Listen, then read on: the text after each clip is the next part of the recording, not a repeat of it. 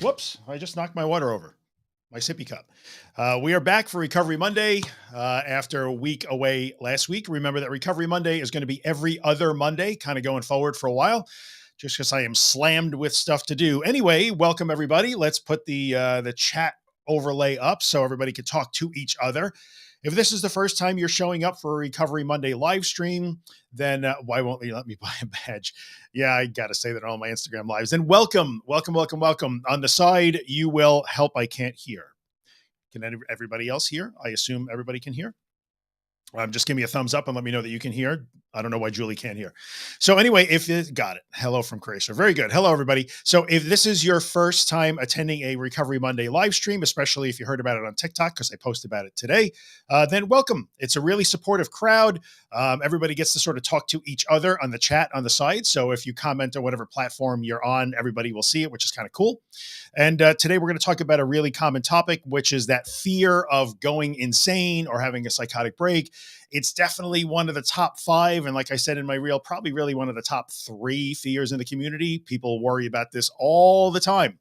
I worry that, my fear is that I'm going to go insane, or I'm going to lose my sanity, or I'm going to go crazy, or I'm going to have a psychotic break, or I'm going to forget everybody that I know and not be myself anymore. So we're going to talk about that today. The way we tend to do it, again, if you're new here, is comments are over on the side. You can see that. I can't necessarily answer every single question because there's probably going to be a lot of them. The Twitch gang is here. Welcome, Twitch. But I will do the best that I can. I generally do, a little bit of a lecture, go over a couple of important points, and then we go through comments and ask questions and things of that nature. So welcome, everybody. Hope everybody is doing well. Let me look through the comments, see where everybody is from. Since I suspect that we may have some new faces here today, if anybody wants to say where they're from and how they're doing, that would be great. We can be social. We can help each other out, which is always nice. If you are watching from the Facebook group, as always, Restream will not tell me your name. So when you comment, it will just say Facebook user. So if you want to say your name, that's great. There you go. Facebook user, Ohio. I'm sorry. That's just the way the software does it. So we have New York City, we have Colorado, we have Ohio. Carol can totally relate to this fear. It's incredibly common.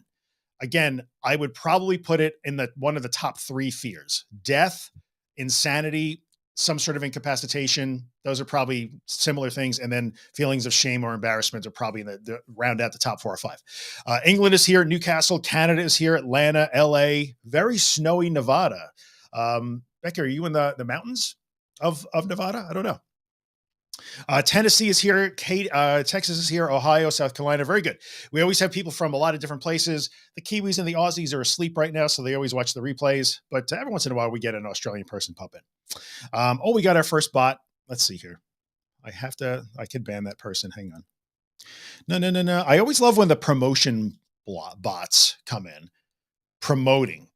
Like, if you were so good at promotion, why would you have to be spamming my live stream? Anyway, that's always funny. All right. So, by the Utah border. Hello, bot. Hello from Norway. I bet I know who that is. We actually have, you know what? There's actually quite a few people who follow the podcast and everything from Norway. So welcome, Norway. Welcome. Germany is here. Anyway.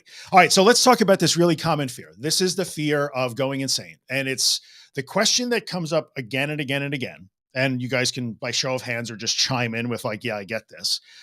People in this community that suffer from this fear, which, by the way, almost everybody has at least sometimes. If it's not your primary fear, it may go in and out, but maybe it's your primary fear.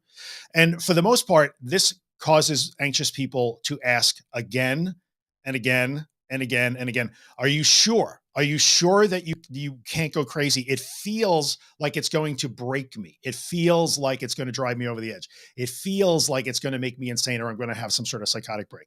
And people who have this fear will ask again and again and again. They will ask their doctor. They will ask their therapist. They will ask like 50 therapists. They will ask anybody they could find on Facebook or Instagram or YouTube like me. So if you asked me, then you have probably asked Josh. You've probably asked Kim. You've probably asked Jenna. You've probably asked Lauren. Like, I get it. It drives you to ask the same question again and again and again, because no matter how many times we tell you that it's not a thing, you generally won't believe it, or you will for a little while. And then immediately you'll go back to like, yeah, but I don't know about that. Are you sure about that? So if that's you, understand that you're not the only one doing that. A ton of people get stuck in that cycle where they just keep asking the question again and again and again. And so if you're, I'm sorry, I keep asking you on your TikTok video. It's okay, Shasta. Don't sweat it. It's such a big fear. I'm like, are you sure? See, so that comment right there is really good. I generally don't put the comments up till the end, but let me put this up here because it's a really good comment. It's such a big fear. I'm like, are you sure? I totally get that. I really do. I didn't necessarily have that particular fear, just FYI. But for me, it would manifest in physical symptoms. So people who don't have this fear, who have other fears, I would like, are you sure I'm not having a heart attack? Are you sure? So I get it. It's okay. Anyway, so the deal here is I'll just tell you right up front. First of all, let's open. Well, we're 5 minutes into it, it's hardly an open. But one of the things that I always um, love to do is there's a really old joke that kind of circles in psychology circles and it has been around for a long time because people don't understand sometimes what psychotic is. People feel like insane, psychotic. Those words are often very much misunderstood. So, and what the difference is between a state of anxiety or an anxiety disorder, which would be a form of neurotic disorder, and insanity or loss of touch or loss of reality or losing yourself or your brain breaking or whatever you want to call that, which would be say is a state of psychosis. So what's the difference between a psychotic and a neurotic? A psychotic thinks that 2 plus 2 equals 10. A neurotic knows that it equals 4, but they just really worry about it. And that's an old joke that makes me laugh every time, but it's a really good example of the difference between I'm really anxious, I'm really afraid, I'm really unsure, I worry, is this real? Am I dying? There's a difference between that and a state where you have literally broken with reality and you can't tell the difference from what is real and what is not. So that's a very, very oversimplified explanation, but they are two completely different states.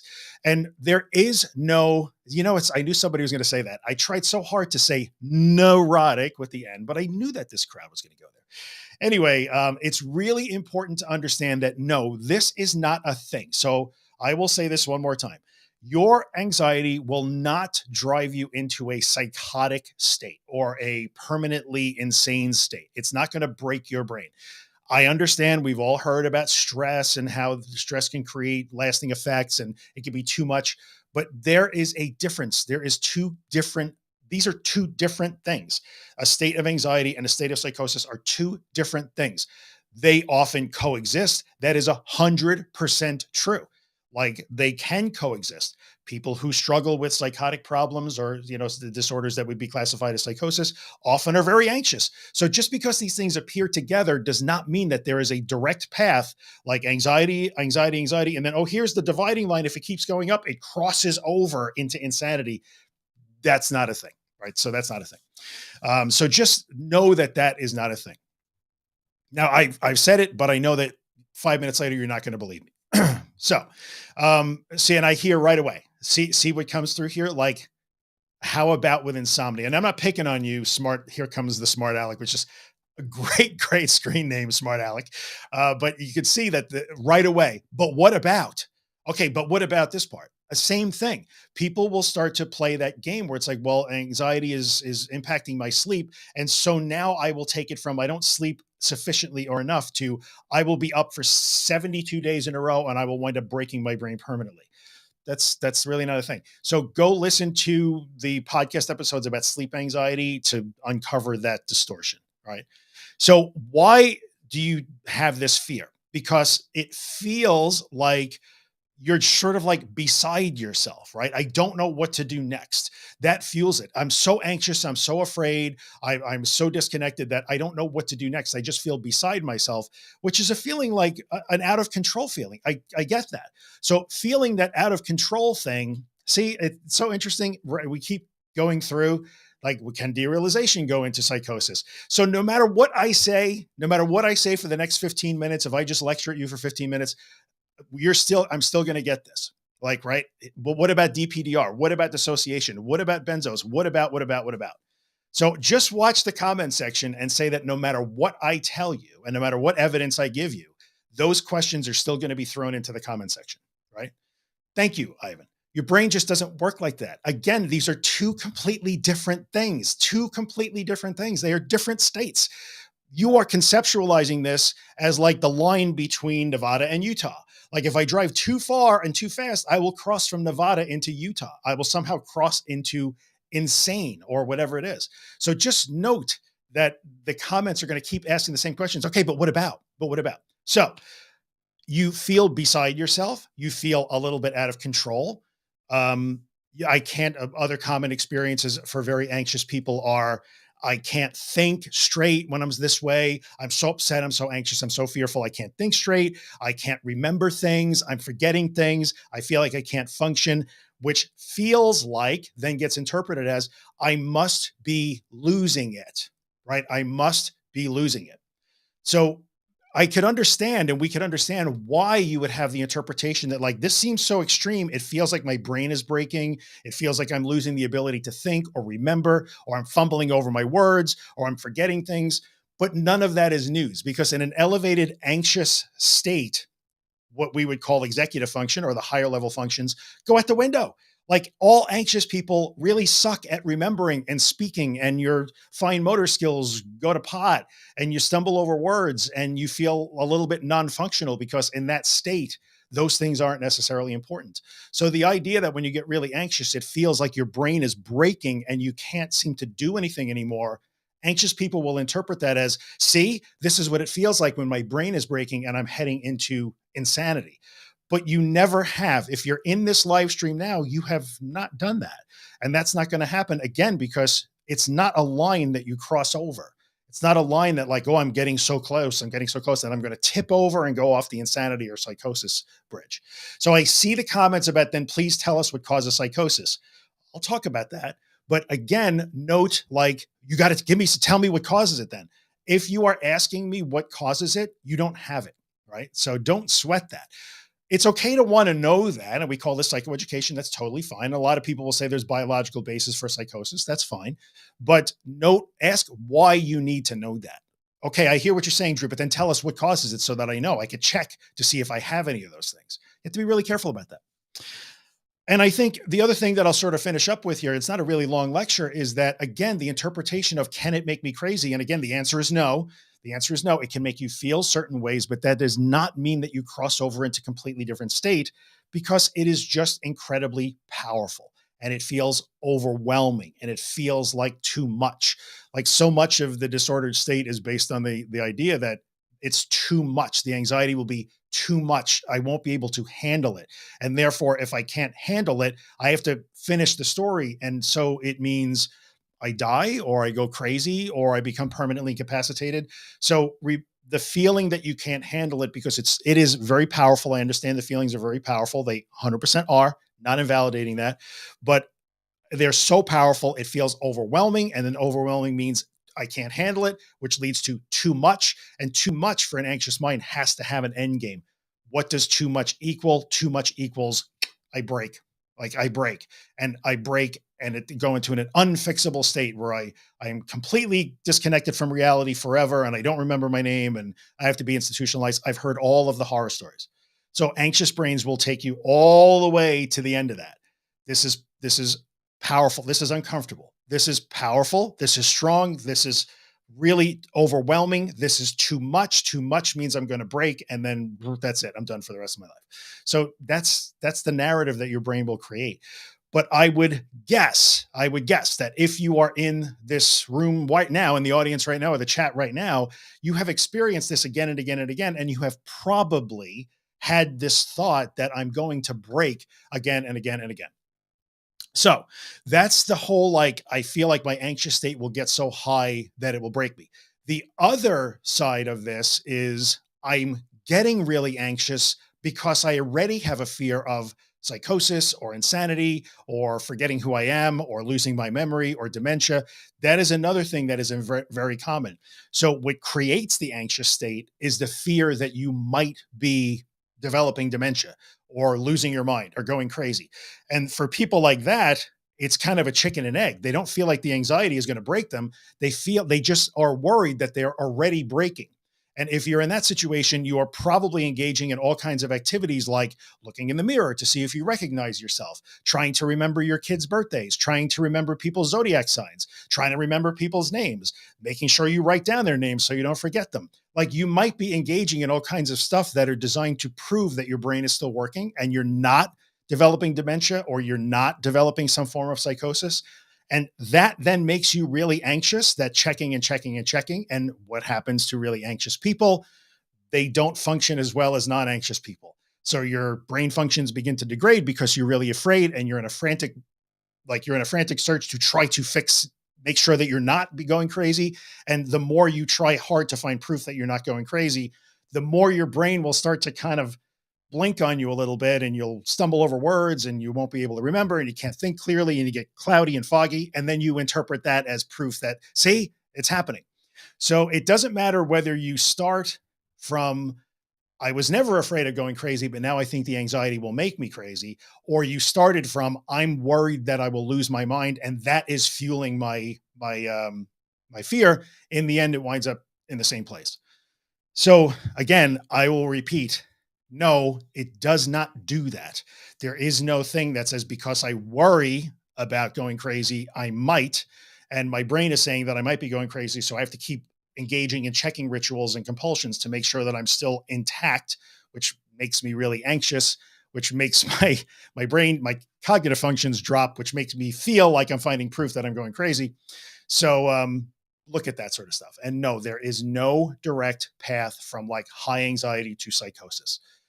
So what is the basis of psychosis? There's a lot of debate on that. The people in neuroscience and the biological people will say, well, there seem to be biological components there, and there probably are. There seem to be genetic components, and there probably are. You have an increased vulnerability. People who are, are first degree relatives of people who experience psychotic disorders, yes, are more vulnerable to those things. But I can tell you the one thing that does not appear, which is people just had too many panic attacks, became agoraphobic, have a lot of health anxiety, and I drove them to insanity. That is not a thing. There's a lot of varied causes that might be underneath it. We don't know. Some of them might be environmental. We don't know. But one of the causes is definitely not, I was so anxious that I became insane. And one of the causes is definitely not, I think I might be getting insane, and that made me insane. So I can tell you that the things that this community fears about insanity, psychosis, and having a break do not appear in the like what causes psychosis stuff. All right. And again, oversimplified. This is not a research class. It's not any of that. I'm just, trying to address some of the common things, if nothing else, so that you guys know that you're not alone in this fear. It's incredibly common. Everybody in this room has probably felt this from time to time. All right. So let's pop through the comments. 17 minutes, not too shabby. And let's see what we got. So I'm going to look in the chat. Oh, you know what? Before I forget, because I didn't say anything, I'll say it at the end. I want to talk about the new podcast with Josh Fletcher and stuff. So we'll do that at the end. So let's go into the chat and we'll scroll up here. No. Okay, let's see here. If anxiety, I'm sorry that I'm looking, yeah, I'll do this. There you go. So I'm looking a little closer to the camera. If anxiety didn't make me insane, why did I end up in emergency psychiatry? I'm not suffering from nothing else other than anxiety. Okay, so that's, first of all, that's a terrible experience. I'm very sorry that happened to you. I'll put it up on the screen, whoever you are in the Facebook group. And I don't know why you ended up there. I mean, but that is not a function of you being insane, by the way. That is not a function of you actually having a psychotic break. That's a function of the care that you received, right? So that's not good. I'm sorry that happened to you, because that sounds like a really horrible experience. But the fact that you wound up in emergency psychiatry is because that's what they had. So somebody who shows up at an emergency room here in the United States in a state that they can't seem to resolve, and they're just beside themselves, and they're freaking out, or they're claiming that they might be a danger to themselves or others, will wind up in a psychiatric ward. But that doesn't necessarily mean that that's confirmation that you are actually psychotic or going crazy. It just, that's how the care system works. So I'm sorry you had that experience. It doesn't sound good. Let's see. Is fear of depression, schizophrenia any different? No. Let me put that up. Good question. Good question. Fear of depression, fear of schizophrenia, fear of mania, all of these things. Is it any different than the fear of going crazy or psychosis? No, it's not different. I mean, if you could think of something scary, anxious brains will latch onto it. So somebody who is terribly afraid that they might be going crazy or losing their minds would say, this is the worst fate that I can imagine. Whereas there's tons of people in the room right now that would say, no, depression is the worst fate I can imagine. I'm afraid that I'm depressed, and I scan constantly to make sure that I'm not. So no, they're really not different at all. It's a really good question.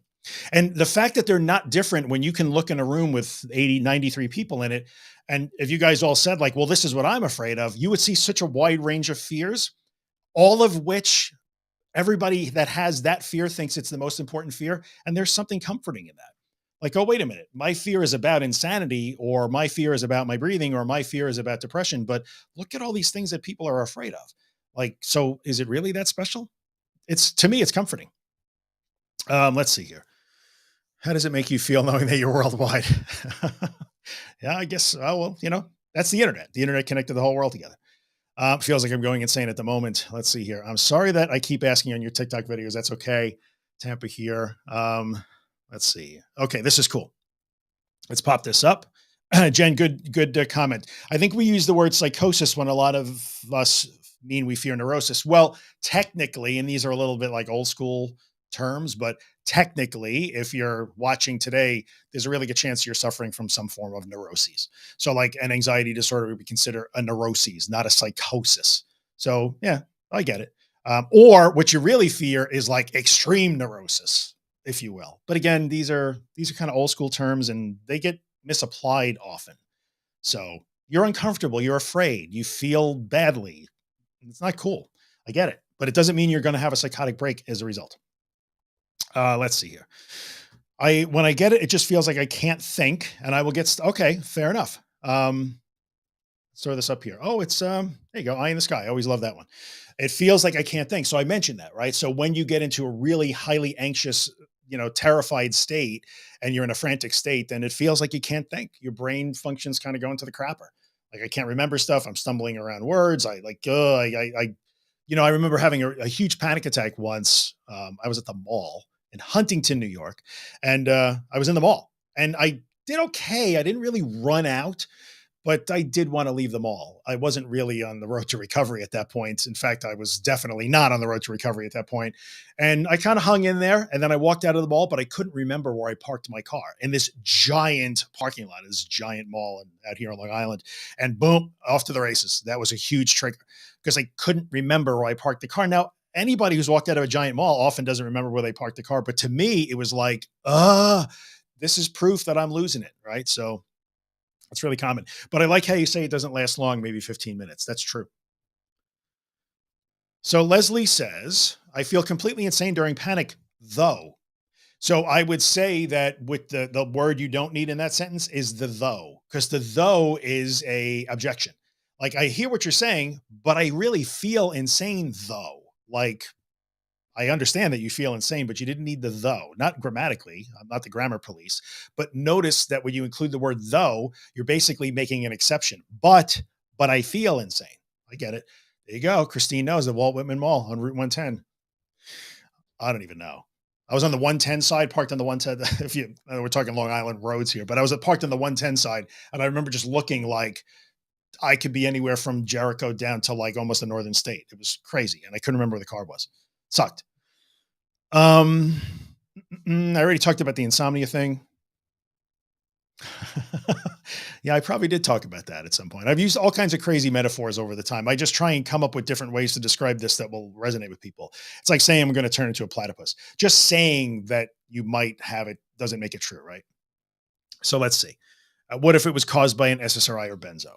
Again, your fear will always want to come up with another what if, but what about the part where I'm special because I'm taking a benzo or I'm in benzo taper? Let me, what? Okay, I'll address it. So if you are trying to get off a benzodiazepine or you're trying to get off an antidepressant like an SSRI or an SXRI, whatever RI it is, you will, if you're on the internet looking for help, you will run into all kinds of places on the internet that will absolutely terrify you because they will tell you that in benzo withdrawal, you will develop psychosis if you don't do it perfectly right. Right. So just be aware that's a thing. It doesn't make it true. I'm not saying that, well, cold turkey benzo withdrawal is not something you would ever want to do because that could be dangerous. But note that the internet isn't always a good source of like what is connected with psychosis and insanity. Like being in benzo withdrawal or benzo tapering or SSRI tapering does not automatically mean that you are in danger of going insane. Cold turkey of the benzo is not a good move. I will freely tell you that. Most doctors would say, don't just stop taking those. That's not a good move. So you should consult with your doc about that. Cold turkey off the benzo is not a good move. It is a dangerous thing to do. Can derealization make you go into psychosis? Everybody wants to ask about what about this thing? Can that do it? So Drew said, no, it doesn't happen that way, but I got to ask anyway. And again, I'm not picking on you. I just want to point out why that's happening. Let's see here. What about symptom? Okay, let's see here. This anxiety Monday is making me want to what about symptom check bad. Making me is a poor term. You all know. Yeah, Becky, that's really good. I appreciate that. Like the fact that you want to chime in with, but what about, but what about this symptom? But I know what you just said, Drew, but what about this? This feels different or special. Can you assure me about this particular thing? Um, can psychosis make you go into psychosis? I just caught that out of the corner of my eye. Yeah, you're not alone, man. This is so common. So common. Let's see here. Second guessing every thought. Yep. Stuck in the mind. It's exhausting. And it will make you feel like, see, look, my brain is disintegrating. My brain is breaking. It's just, you're afraid. And when we're afraid, we don't really function that well. How about you can handle life? What if there are no guarantees? What if people still have value who do experience psychosis? This is so good. Let's put this up on the screen because this needs to be said. First of all, if you've ever talked to somebody who has, say, schizophrenia, we automatically, especially anxious people, first of all, they get a really bum rap. Like some of these mental health problems get a really bum rap in the pop culture, in the media, not in the media, but in pop culture for sure.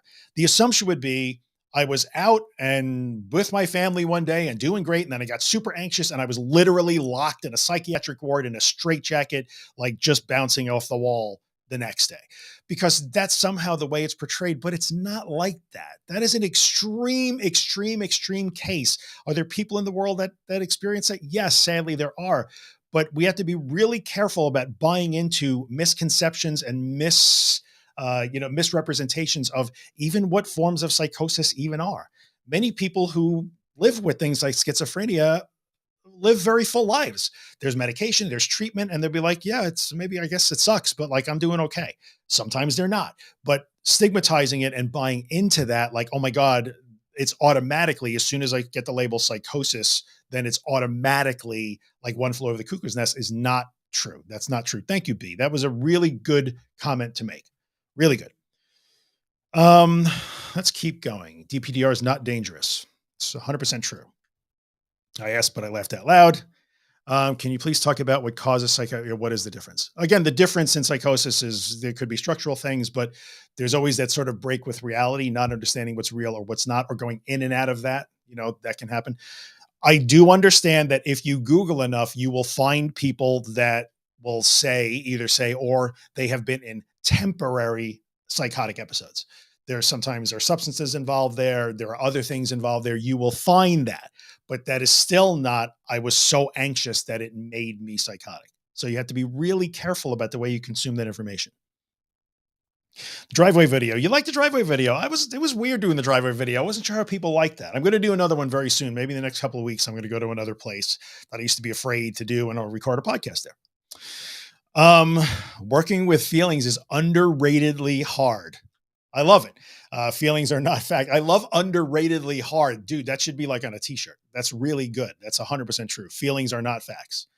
My brain is just trying to protect me. That's another good interpretation. Oh, let's throw this up here. Really good. This is a good comment. Thank you, Carol. I feel so selfish with this disorder. I think about the symptoms I'm feeling for much of the day, chronically looking inward.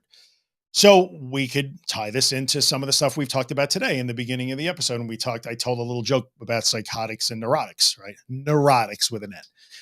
And really, when we look at some of this stuff, if you're neck deep in like academic research, which I am at the moment because of my master's program and this stuff, you hear things like panic disorder, agoraphobia, GAD, you hear them referred to as first of all, people that exhibit a high degree of neuroticism tend to be vulnerable to these things. And we would call them like inward focus disorders. What do they call it? Internalization disorders. So the reason why we call them internalization disorders is everything is about me, what's going on inside me, my inner experience. That's really common. We literally call them internalization disorders. So that's true. I did a podcast episode called something about the selfish nature of anxiety. If you just go to my website, theanxioustruth.com, and search for selfish or self-centered, I actually talked about that in a podcast episode a couple of years ago. You are not selfish. I mean, maybe you are. We don't know you. But I assume, Carol, that you're a good person and you're not selfish. I'm sure you're not a selfish person, but the disorder is selfish. Irrational fear is selfish. Irrational fear and disordered anxiety is incredibly self centered. It's incredibly like the world revolves around it all the time and it will take, take, take, take, take, take, take. Like, give me more, give me more, give me more. That's what it does. That's the way it thrives. So just, note that it's not you, it's the disorder that wants to be selfish. It needs to be the center of attention all the time. So it really does. I feel like I'm disconnecting. Okay, keep going. My wife tells me I'm losing it even when I'm not anxious. I get that. Mine goes blank.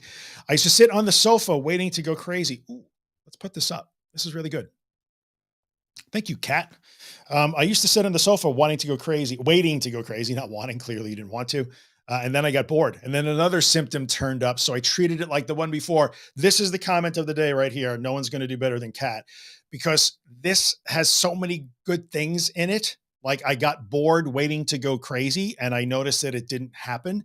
So Kat was able to accept the lesson of reality. Like the lesson is here's another day not crazy. Here's another day not crazy. I did a podcast episode on that, refusing to accept the lessons of recovery. Like I can talk about reality and what actually happened and what I could see, or I can keep saying what it feels like. So Kat actually said, well, I'm going to have to go with what I see, which is that I'm not being crazy. And then another symptom turned up and she applied those principles to that symptom. Gold star, Kat. Thank you. I appreciate that. Very, very good. I'm confused as to why people go into psychosis then. No. So, but again, no, that's not the way that works. That is the way it's often portrayed. They become so stressed and anxious that they lose touch and become delusional. Delusion is a word that doesn't belong in this conversation. There are plenty of people who are not psychotic that do suffer from some form of delusion, but that's on a spectrum. So like we're misappropriating terms, we're misapplying terms. And this is that thing where like, I hear you, but I still need to know what causes it then. Why do they go into psychosis? If you're asking the question, you are not in psychosis. So it's okay. Listen, at this stage of the game, if you're in that thing where you're in this video right now and you are trying desperately to get 100% guarantee from me, thank you, Becky. I don't have to solve psychosis. I need to know so that I can be 100% sure. You're going to have to abandon that because even if you did know the entire mechanism for sure and you were the only person in the world that figured this out, it still wouldn't protect you. It doesn't, first of all, it doesn't protect you from something that isn't happening, which is really important. And even if it was happening, knowing doesn't protect you in that situation.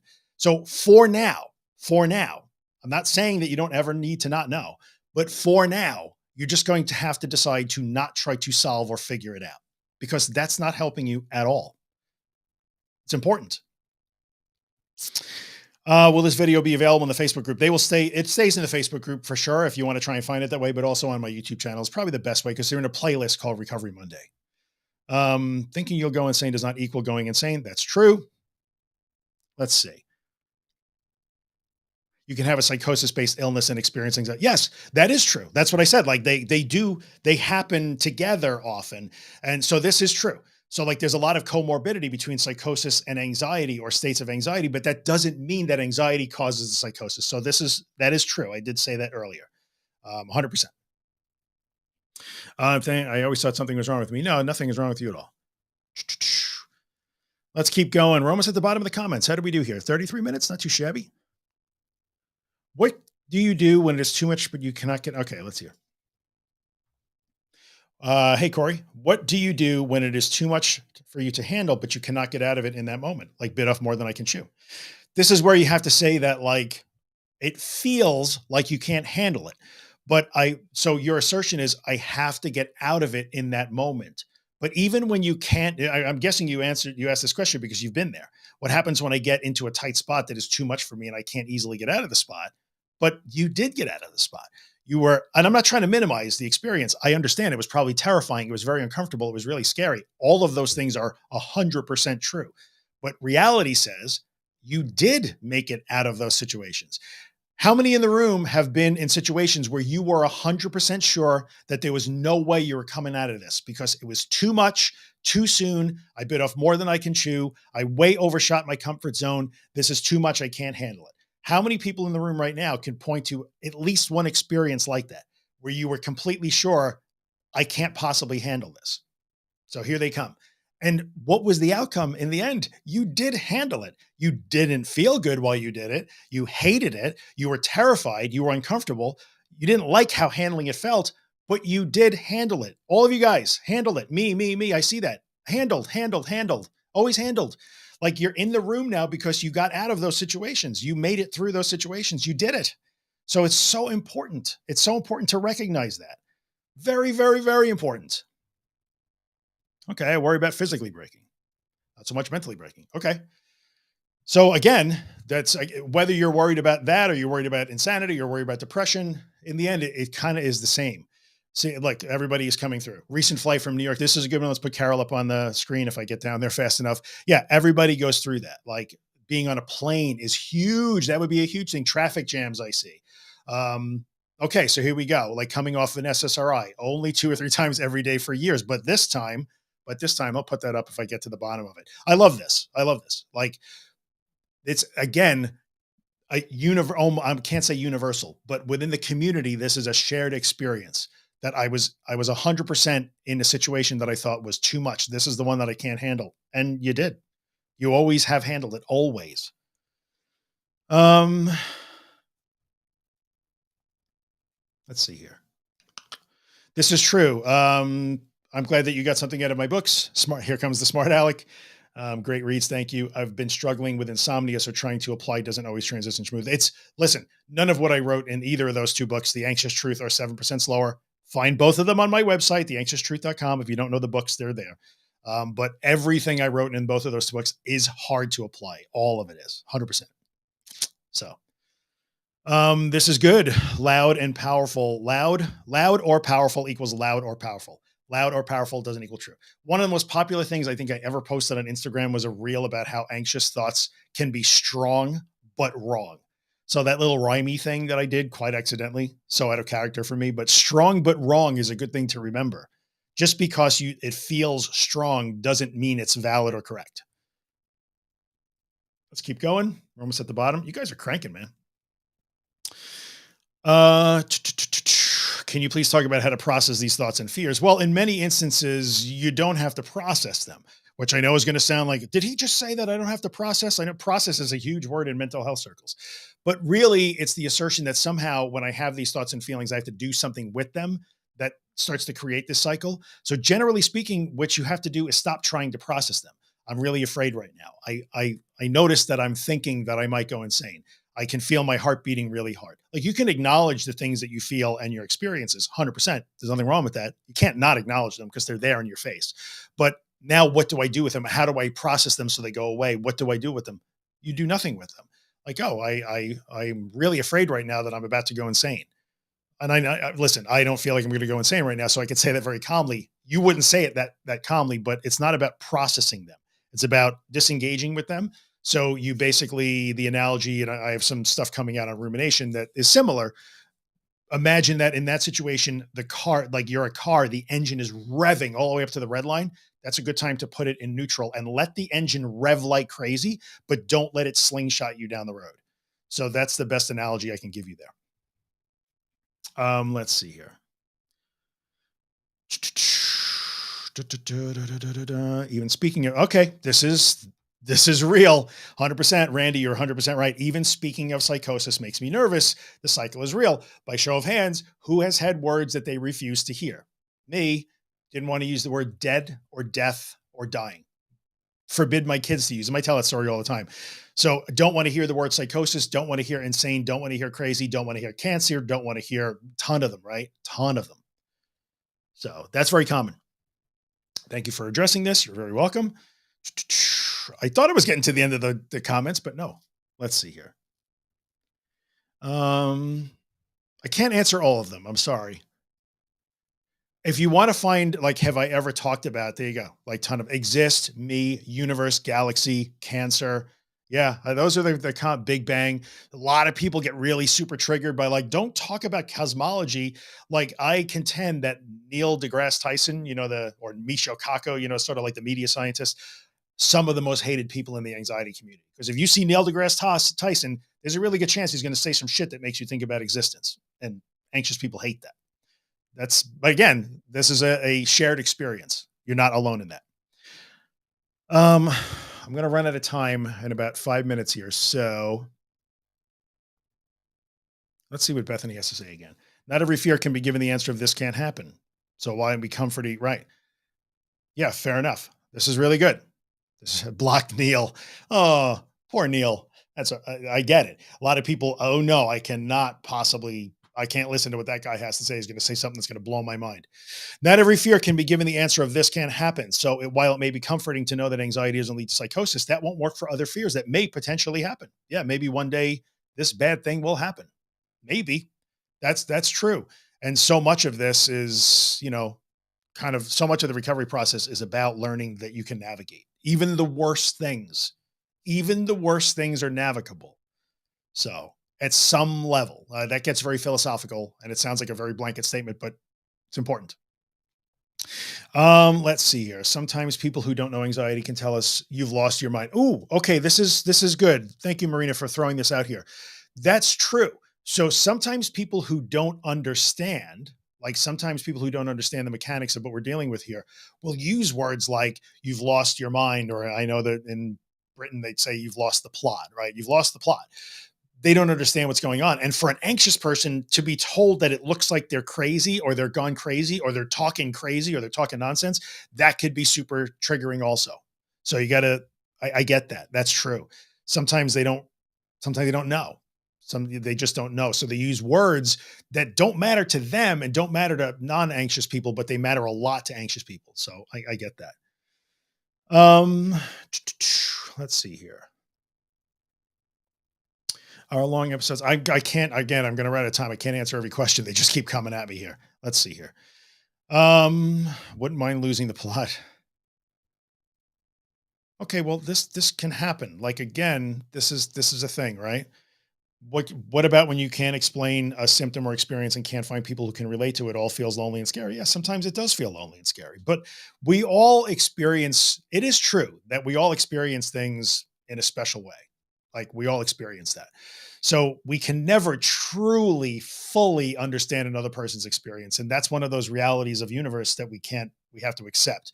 So sometimes it does feel lonely. I get that.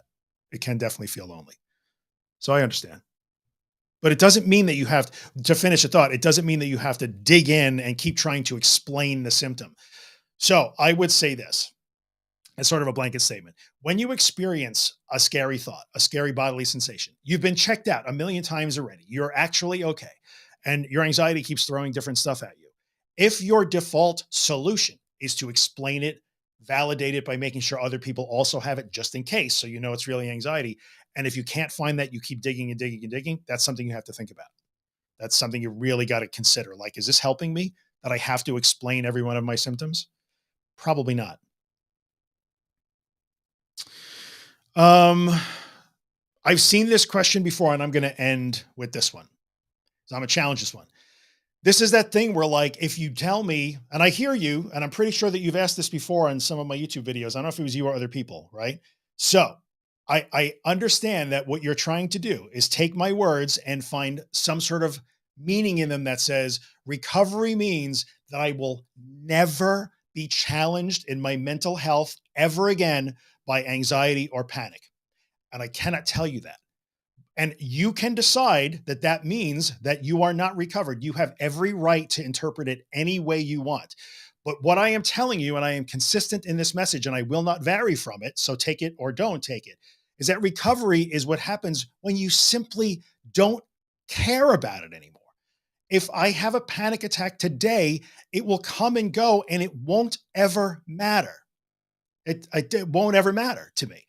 So that is recovery. So if somebody is still anxious now and then, or has a panic attack now and then, but their life is in no way impacted by that, it is not governed by that, it's not restricted by that, that doesn't factor into any decisions. I don't know a better state to be in the world. So if you are here hoping that I'm going to give you some way that you will never, ever be challenged, you will be frustrated. And that's as much as I could say about that. I understand the need to ask the question repeatedly, but that is recovered, dude. So I always use the chicken salad sandwich analogy. I haven't used it in a while. Do you worry that a chicken salad sandwich is going to appear on your kitchen counter? you probably don't worry about that. It might be impactful because maybe you hate chicken salad, or maybe you have to clean it up and you don't want it, but you don't worry about it because you're not afraid of it happening. And the same will apply. But I do understand that in an anxious state, I'm talking crazy to you. Like, how could he possibly say it doesn't matter? Because it matters to you now. But recovery is learning that it doesn't have to matter. You haven't learned that yet. So therefore, you don't understand. You don't have that frame of reference. But as you go down the road, you learn that you don't have to worry about the panic attack or the chicken salad sandwich. I swear, that's how it works. I can't say much more than that about it. All right. So that's where we are. Again, you don't have to agree. I'm not saying that you don't care. I care. I just know I don't have to care. That's the difference. I'm not implying that somebody would not care if they have a panic attack, and you could care all you want and you could make it govern your life if you want. That's okay. But you learn that you don't have to care. I don't have to care about panic because that's true. So this is one of those things that frost me. That is my story and I'm sticking to it. If it works for you, great. Maybe I can be helpful. If it doesn't work for you, then I'm clearly not helpful to you. And that's okay too, because everybody takes their own path. All right, guys, we are done, man. I am out of time. Thanks for coming by. We had a lot of people today. I think probably because I posted on a TikTok. If you're new, welcome. I'm glad that you were here. I will put this up so that it kind of it ends this way. This will stay in my YouTube channel in a podcast, in a playlist called Recovery Monday. So you can always go back and rewatch them. We do them every other week now. It'll stay in the Facebook group, but it's impossible to find there. It'll stay on Facebook, but it's hard to find there.